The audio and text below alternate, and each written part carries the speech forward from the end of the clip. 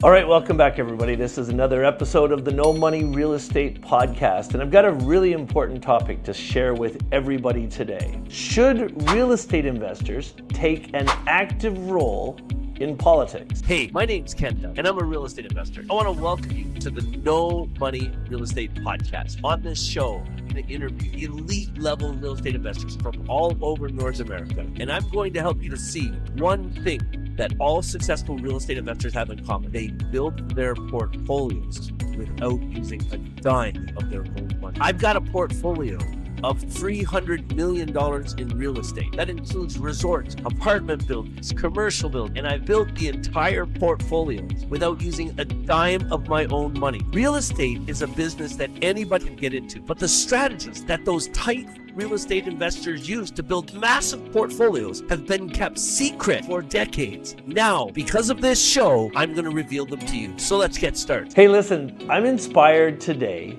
to do this video with you because of what's happening in Canada right now. As everybody knows, we are in one of the most tumultuous times that we've been in this country in a long, long time. Listen, if you're following me, whether you're from Canada or not, you would have to agree to me that on the global stage, Canada is probably one of the most beautiful and safe countries in the world to live in. It always leads the way in the G7 as one of the best economies in the world. It's one of the safest places to live in the world. If you look at political unrest in this whole world, Canada has always avoided direct conflict because of how we're positioned.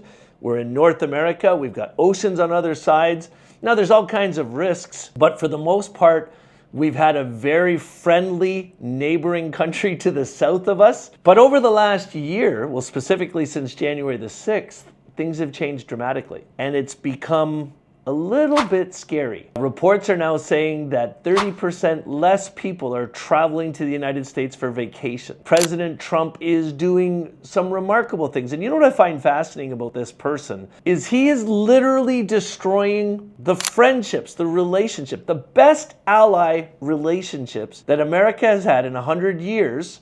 He's destroying them all. He's literally tariffing them all. He's turning everybody against him, but he's actually doing something good for all those countries. Why was it that the very first day that Mark Carney took the prime minister's title, he jumped on a plane and he went to Europe? He went to France and he went to England. Why did he do that? It's the same reason that all of those G7 nations outside of America are signing new agreements together. So what President Trump is actually going to do is he's going to create a new superpower. That's what he thinks in his mind, right? The reason he's doing everything he's doing is he wants to flex his muscles and show everybody that America is the superpower of the world. But here's what's actually going to happen. And this is date and timestamp. So you heard it here first. Here's my prediction. Trump is going to succeed. Trump is going to create a new superpower in the world, but it ain't going to be the one he's thinking of. There's going to be a new superpower emerge in the world, and it's going to be the combined strength of Canada, Britain, France, Germany, the Netherlands. There's going to be 10 or 15 countries that create such huge economic ties and support each other at the highest levels that they're going to knock America off the top as the superpower of the world. But anyway, what I wanted to do this video about today was the question I asked at the beginning of this podcast is, should real estate investors get involved in politics? And I believe the answer is yes. Most of the justification I want to give you for that answer right now is not what you think it is. Now, there's lots of reasons for anybody that's in real estate investing to be really serious and take the political landscape and what's happening in politics seriously, but it's not necessarily real estate investor specifically. I'll tell you what caused me to want to do this specific show with you today. In our country, and I'm gonna give you a little bit of the background in case you're watching this 2 or 3 years from now, but in our country, at this time, the current Prime Minister, the old Prime Minister of Canada, Justin Trudeau, resigned. He was forced to resign. It caused the Liberal Leadership Party to do a race inside of their party to elect a new leader. That new leader would automatically become the de facto Prime Minister of Canada. Now, what everybody would expect is once that guy or that gal became the leader of the party, they would call a general election. And that's what happened last Sunday in our country. Prime Minister today, Mark Carney, called an election. So he dissolved Parliament. So Parliament is over, and they're having a new election on April 28th. There's strategy behind this, of course. As we stand today in the political landscape in Canada, There are 4 candidates. There are 4 different parties. So we've got Mark Carney and the Liberals. We got Pierre Poilievre and the Progressive Conservatives. We've got Jagmeet Singh with the New Democrats. And please forgive me because you're probably going to watch this video. The leaders of the Green Party, I've lost their names. But there's 2 amazing people that are together the head of the Green Party, and they're both running for that leadership position. I don't know actually what would happen if the Green Party won, who would actually be the Prime Minister, but you have these 4 people that are doing it. And there's the Bloc. The Bloc Québécois has a federal leadership candidate for Prime Minister as well. But the race, it really is looking like it's going to come down to one or the other. 2 people. Pierre Poilievre versus Mark Carney. And this, friends, could be one of the most important elections in our lifetimes. And I'm not going to tell you where I'm thinking I'm going to place my vote. But what I want to tell you as a real estate investor, you need to vote in this election. This could be the most important election ever in the history of Canada, and you need to vote. And I'm saying that because in the last federal election, only about 40% of people actually placed votes. And so what I'm hoping you do, I'm hoping that I inspire you to get out on election day on April 28th and actually vote. But I want to share some thoughts with you right now on what you should be thinking when you're deciding who you should vote for. I'm going to beg you, don't be one of the sheeple. Please don't be one of the sheeple. Do your research when you're considering who you're actually going to vote for in this upcoming election. So I'm saying, real estate investors, the 15,000 people that are subscribed to this channel at the time that I'm doing this video, and the tens of thousands. You know what I find interesting? Less than 20% of the people who watch my videos are actually subscribed. And so if you are not a subscriber to my YouTube channel, then click on that link and get yourself subscribed to the channel, because there's more content like this. Now, let me explain why real estate investors need to be involved. The Prime Minister of Canada is going to make incredible decisions over the next year that are going to directly impact real estate investing. The incentives they create for homes, because we are still in the middle of a housing crisis, and so we need more homes built. And there's a whole bunch of things I want to say about that, but I want to let me pull it back a second because I want to unpack this a lot. If you are a Canadian, I want you to go into the chat and tell me you're going to vote. I don't want to hear who you're voting for, and please don't make any comments in the chat about what party you support and why you think it is this way, but I want you to be open to listening to what I have to tell you right now. And if you are willing to commit to going to the polls on the 28th of April and voting, go into the chat right now and commit to it. Tell me that you're going to vote, because I think that is the most important thing that we all need to be thinking about, is actually voting on election day. It's going to be crucially important for us all to do that. Now, when you're placing that vote, I would really appreciate it if you thought through this pragmatically. In other words, block out all the rhetoric. Block out all the negativity that you're seeing. Ignore on TikTok everybody that's shooting at Mark Carney saying it's just Justin Trudeau with a different face. All the ones that are shooting at Pierre Poilievre saying that kid's never had a job. Just ignore all of that. Look at each candidate on their merits when you're making your decision. Because make no mistake about it, whether it's Poilievre or Carney, one of those men is going to be running this country. Now, let me talk to that first for a second. If there's anybody that's watching this video that is thinking that it's Justin Trudeau that ruined our country, you need to pull your head out of the sand. Here's a little bit more about how politics actually works. Whoever becomes the Prime Minister inevitably is the decision maker. He's the de facto decision maker in this country. He can make every decision. But you know what? These are smart men, both of them. Poilievre and Carney are both brilliant men. And because they're smart men, you know what they're really going to do?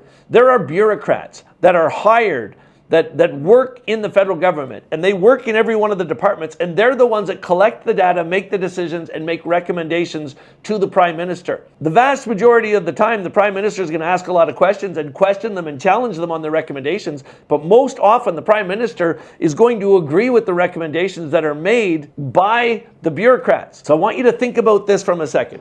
Here's the way I want you to think about who you're going to vote for in the next election. I want you to think like this. Think of yourself as the owner of a company. And as the owner of this company, let's call your company Canada, Think of yourself as the owner of that company called Canada, and you're hiring a new CEO, because that's really what we're doing here, friends. The Prime Minister of Canada is the CEO of our corporation, and you're the owner of it. In fact, in Canada right now, we have about 48 million owners of this corporation. And because it's a true democracy, every owner gets an individual vote, and it's literally the majority of all the votes of all the owners that elects the CEO. If you could put yourself into that situation, and you were thinking about who you're going to elect as the next CEO of your company, what are some of the things that you would want to see in hiring a CEO to run your company? Well, let's talk about a few things. Firstly, I would want to hire a CEO that had some type of experience in this field, some type of business experience running a company. If I'm going to hire a CEO of a corporation, I'm going to want to hire a CEO that has experience running the company. The second thing, I would want the CEO to have demonstrable experience. In other words, he could demonstrate to me through his experiences that he knows how to manage a budget, that he knows how to balance a budget. I would want to make sure those things are there. And especially right now, there's a lot of companies, especially big corporations, that get into arguments with other companies that try hostile takeovers like America. Like Donald Trump is trying to do a hostile takeover right now of Canada. So we see this stuff all along us. So you want to make sure whoever you elect, whoever you vote for to become our CEO, they also have an incredible ability to negotiate. I want you to start thinking of these things. Now, we want to hire the CEO that has these skills. So the only thing you can do to determine which one of them has the better skill set for this stuff is look at their resumes. Look at what they've done for a living. Look at how they've acted. Find out how they interact with their family, with their kids. How do they balance their time? How do they manage? You want to look at this stuff. Don't just listen to the negativity. So check out the person's background. We are all owners of the company. We own the company, and we're hiring a CEO to run the company. And we're going to give that CEO absolute permission to run the company and make the decisions because we don't want to. That's really the situation that we're in here. So number one, I'm going to look at the guy's resume, the guy or gal's resume, the potential prime minister's resume. And you have right now 1, 2, 3, 4, 5 different prime ministers, I think, if I'm understanding that correctly. Look at their resumes. Look at what they've done before. Look who's got the best experience doing things like this before to run what we're doing. Yes, business experience outside of politics is probably a good place for you to look, but it's not necessarily the most important thing. It's really the stuff in somebody's head. Here's the other thing that I would ask you to think about. Think about the personality of the individual. There is a book, if you've never read it, it's called Personality Plus by Florence Littauer. It is probably one of the greatest books ever written and published on understanding the personalities of people. And in that book, Florence Littauer says there's basically 4 different types of personalities. There's a choleric personality. Cholerics are leaders. They're strong decision makers. They don't take no for an answer. They get stuff done. And frankly speaking, if we're hiring a CEO of the company, we want that person to be a choleric. We want that person to be somebody that can get shit done. Now, there's 3 other types of personalities. There's another type of personality. It's called a melancholy. A melancholy is somebody that always puts it off until tomorrow. Que sera, sera. I'm going to have a siesta today. I'll do it tomorrow. It's just always putting stuff off. There's another type of personality called phlegmatic. Now, phlegmatic people are the lawyers, the doctors, the architects, the engineers. They're very detail-oriented people. They don't lose attention of details. They use detailed explanations to make decisions because their decisions have to be made based on analytics. And that would probably make a really good combination. And the last personality type is called a sanguine. The sanguines are the people that are the life of the party. If you've ever gone to a party and you walk into the room and there's one person that's laughing the loudest and everybody is hung on that person's every single word, that's a sanguine. Those are people that are happy all the time. Now, here's what Littauer says. This is very, very important. If you really want to master understanding people, it'll help you in your own life, but also help you making decisions relevant to other people. Read the book Personality Plus by Florence Littauer. Now, Littauer says that every one of us has 2 types of personalities built into one. So what you want to do is look at these people and figure it out. If you read the book, you could look at Carney and you could figure out what type of personality he is. You could look at Polyev and figure out what type of personality he is. Now, I know for sure they're both choleric, mainly choleric. But what's the other side of that? I would think that I'd want to see a prime minister that's choleric and phlegmatic. In other words, they really understand the details of numbers. They really know how to use numbers and research to make decisions going forward. But then they make those decisions and they get the shit done. So you want to start looking at their personalities. Here's one more thing I'm going to tell you, and they're both doing it, so I don't know if one is better than the other. Ask yourself this: if you were electing the CEO of the company, you would want that CEO to be somebody you could be proud of, that you could brag about, that you could show to other people and say, this guy is running my company and I feel confident in that person. And listen, both parties are going to start trying to disparage the other parties. There's no doubt about that. But what I want to do when I cast my vote is here's what I'm going to watch in the election they're doing right now. And this is going to be part of my decision-making process. I'm going to look at the things they're saying in this campaign, and I'm going to end up choosing the guy who says less about the other guy and more about what they're going to do to fix this country. I think they both can fix this country. I really do. And I hope you believe me. I hope you share that thought with me. So then if we know they both can fix this country, then the real comparison, the real thought process we should use is what kind of experience do they have on their resume? Who's the best person with the most experience to do this thing? And then secondly, what kind of personality are they going to bring to the table? Because certain personalities can get a lot more done. And here's the type of personality that is not going to serve us. If you see one of these candidates in their campaign constantly shooting at the other one. They're both going to do it, but I'm saying like constantly shooting at the other one. Hate campaigns are clear indicators of the wrong person for the job. But if you see somebody running a smear campaign or a hate campaign where all of their ads on TV, all of the things they say, they're constantly shooting at the other party, what you're going to find in somebody that adapts that campaigning style is they spend no time at all actually talking about how they're going to solve problems and how they're going to serve us. They'll spend no time at all giving us the details about how they're going to grow our company. And if I'm going to hire a CEO, I want to hire a CEO who in the next 30 days of this election campaign clearly tells me in detail how they're going to fix my company. That's the way we need to be thinking. Now, let me talk about this from a real estate investor's perspective. I truly believe if any of these politicians really understood what it's going to take to fix the housing crisis, I don't think either of them really understand. I don't think any of the candidates running for the Premier of Canada really understand